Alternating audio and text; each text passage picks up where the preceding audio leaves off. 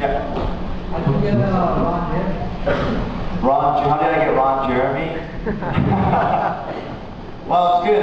It's good to know I'm in a place in my career where when I call Ron Jeremy, he returns my call. So.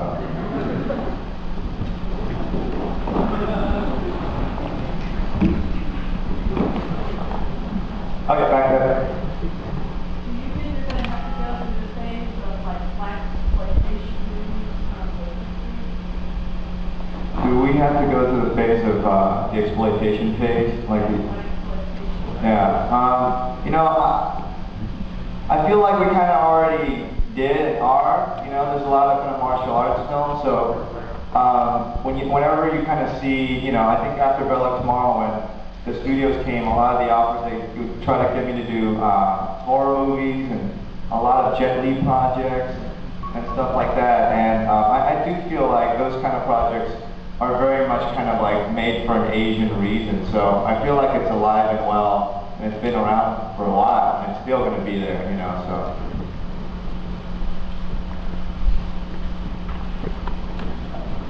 I got a question about filmmaking. I know you're from UCLA, right? Yep. Yeah. So, what advice do you have to give San Francisco filmmakers? Like, I'm at my last year, but everyone just said basically go to LA. What advice do you have us like that we want to one or two independent films ourselves?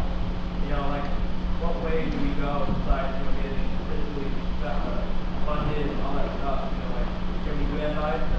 Yeah, you know, I think the thing is there is no real route. Like everyone can take a very unique and individual route. But ultimately, I think that you know when you want to be a filmmaker, you go to school to try to develop your voice, right? I mean, you're only as good as whatever film that you make.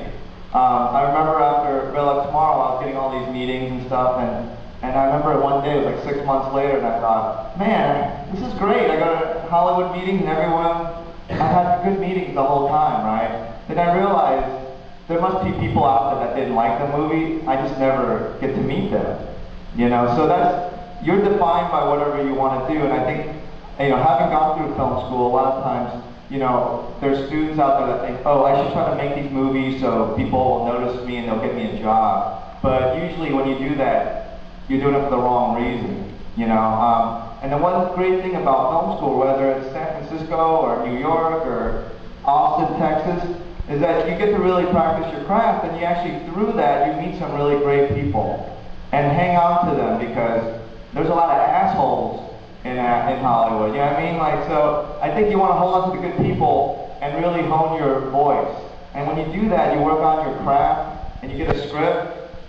You don't have to have tons of money. I think that when you have a script and you take it out, you know, you gotta have the passion, because if you can't get the cash, you can't get the crew, then something's wrong. You know, I think that, you know, when you make films, when you make the big Hollywood films, $100 million, the money is the currency, you know, but when you make the independent projects, your passion is the currency. And that's the best thing, because when people come on and they work with you, they do it for the right reasons. You know, when we do like Bell Like Tomorrow or Finishing the Game, we have nothing to offer except the script itself. So everybody from the actors, director of photography, to the PAs, they don't have to be there. They only show up because they want to be part of something and they have to believe in the project. So I don't think you have to go to LA. I think that's kind of a myth. I think the business is there, and ultimately you might have to. But right now, man, embrace your independence, you know, and really go after what you want to do.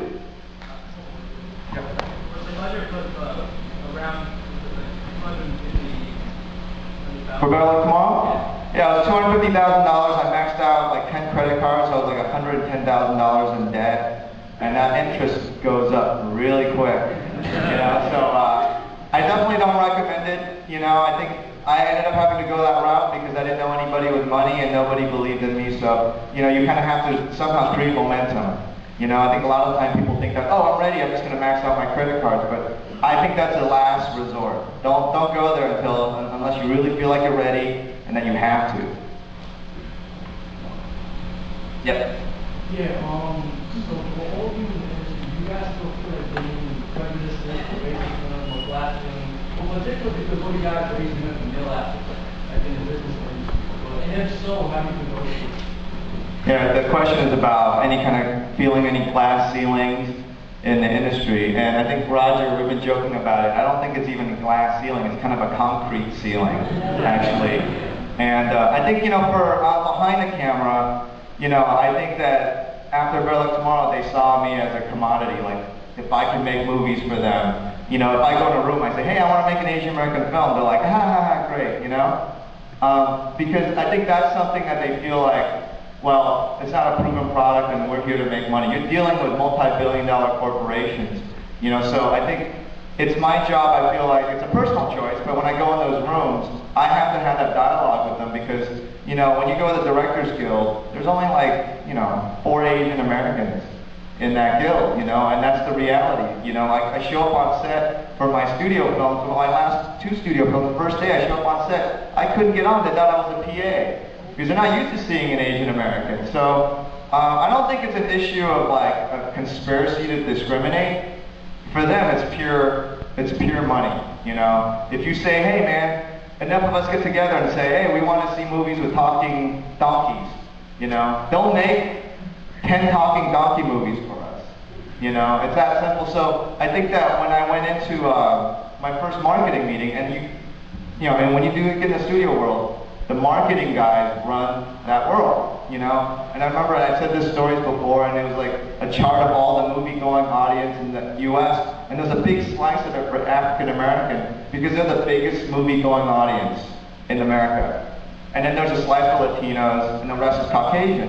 And I said, hey, where's the Asian American in this pie? And they said, well, we know you exist, and you spend a lot of money buying movie tickets, but your spending pattern's exactly the same as the white people, so we just consider you white.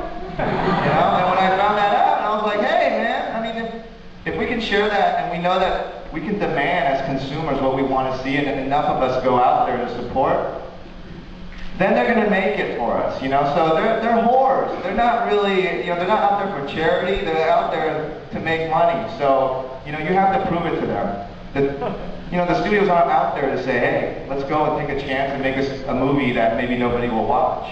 If we feel strongly enough that that's what we want to see, we have to go out and do it.